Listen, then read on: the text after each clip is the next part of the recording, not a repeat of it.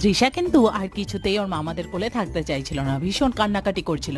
তো সেই দেখে মা বলল যে আমি যাতে ওকে কোলে নিয়ে বসি। আর ঠিক ঠিক আমি কোলে নিয়ে বসার পর কিন্তু ওর মেজাজটা সত্যিই ঠান্ডা হয়ে যায়। তারপর শান্ত মেয়ের মতো সব কথাই শোনে। একজন মায়ের প্রেজেন্স তার শিশুর কাছে কতটা ম্যাটার করে আমি তাই ভাবছিলাম। আর এই সময় কিন্তু দৃশার ফেভারিট সং চলছিল ব্যাকগ্রাউন্ডে। কি বলতো, কোলা ব্যাং। ইয়ারাটা তো কিছুতেই পড়ানো গেল না ওকে, কিন্তু এই ড্রেসটার সাথেই একটা হেডব্যান্ড ফ্রি দিয়েছিল, তো সেটাই আমি আলগা করে লাগিয়ে দিলাম ওর মাথায় যাতে ও না বুঝতে পারে। And I succeeded. কয়েকটা ফটো তো এসেছে হেয়ার ব্যান্ডে। এই সময় ওর বাবাও পাশে বসে পড়েছিল আর আমরা কয়েকটা ফটো তুলে নিই একসাথে। এই দেখো এখন হঠাৎ ও রিয়েলাইজ করেছে যে মাথায় কিছু আছে আর সাথে সাথে ওটা টেনে খুলে ফেলল। তারপরে এসে পড়েছিল দৃশার বড়দা ভাই, আর ওদেরকে নিয়ে আমি একটা ফটো তুলছিলাম একসাথে। এর অনুষ্ঠানে কিন্তু বেশি কেউ নিমন্ত্রিত ছিল না, শুধু কাছের লোকেরাই ছিল। আর এই সময় বসে থাকতে থাকতেই দৃশাকে কিন্তু সবাই এসে এসে গিফট দিয়ে যাচ্ছিল। দৃশার খাওয়ানো শেষ হতেই বসে পড়েছিল ফার্স্ট ব্যাচও খেতে। বাকিটা নেক্সট ব্লগে আসছে, স্টে টিউন।